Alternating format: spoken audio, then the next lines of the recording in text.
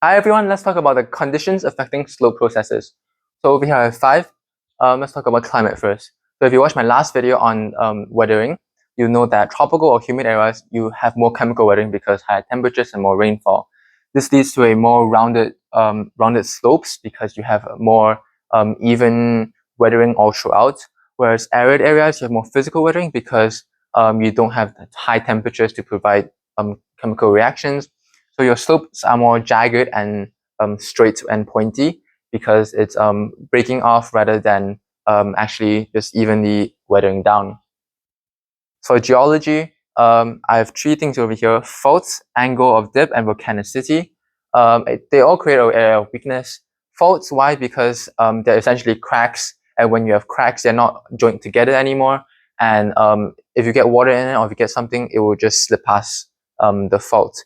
Angle of dip wise, it's how steep your collection of rocks are. So in slopes, rocks are not just one big rock. There are sometimes different bands of strata, and when the dip is really steep, you get more influence of gravity, and therefore it's more weak than when it's like layered on top of each other. For volcanicity, it's when you have volcanoes and they're erupting and they are depositing all their material on your volcano. But these material, they're not like joined together, right? They were shot up and then they're not one solid block. Therefore, you can get slips along the layers of your volcanoes. So these three, they create area of weaknesses. For rock type, it affects weathering, whether you're weathering or not. For marble slopes, you're very resistant, so you don't have that much weathering. For granite, also, you don't have too much weathering. Um, so if you have really resistant rocks, you generally have steeper slopes because they're not wetted down, but the surroundings are. So you just get one block coming out of the ground. But if you do have less resistant rock, like sandstone, they tend to be steeper slopes and sometimes gentler angles as well. As for structure, again, your slopes, they're not just one rock itself. Sometimes there's different rocks inside, and it can be more resistant and more less resistant. Something like granite, right?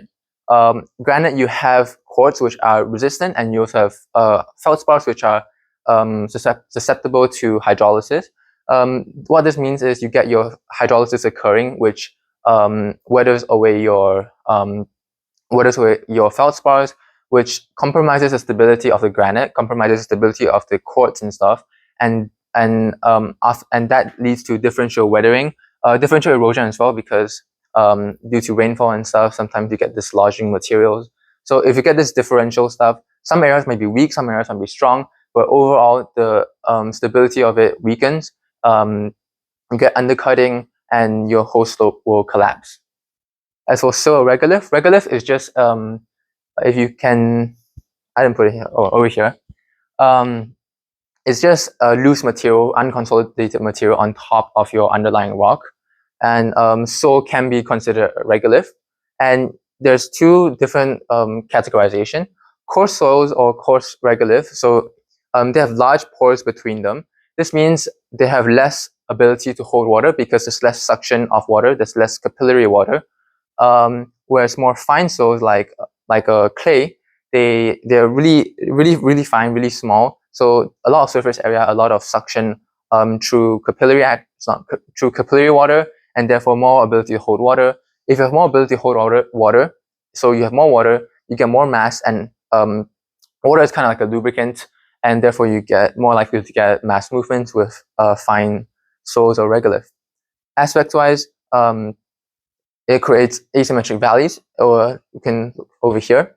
You see in the northern hemisphere, the south-facing slopes, they're receiving the sunlight, so they're getting more weathering, whereas the north-facing slopes, they are kind of shielded from the sunlight. It's opposite from the southern hemisphere. In the southern hemisphere, your north-facing slopes are exposed to sunlight, your south-facing slopes are not. What this means is, if we can look over here, you get weathering in the southern slope, whereas you don't get weathering in the northern slope. And what this creates is an asymmetric valley with a weathered slope over here and a kind of straight slope over there. So it's asymmetric. As for vegetation, there's two ways vegetation can go. One, vegetation can decrease your surface runoff because of more interception. So your trees are preventing a lot more water from getting onto the ground and then just running off. And there's more infiltration because you have your roots breaking up the soil, so it's more easier for water to trickle down. And also the trees, the vegetation are taking up the water, so you have more space in the ground for infiltration. This means they're protected from erosion.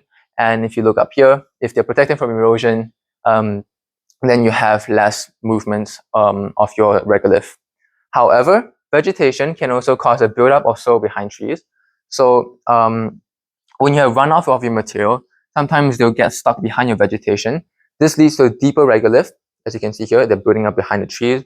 And what a deeper regolith means, it just means more water can be held there. And more water means more mass, more lubricant, and you might get more mass movements because of it. So this sums it up for the conditions affecting slow processes. I hope you guys enjoyed, and I'll see you in the next video.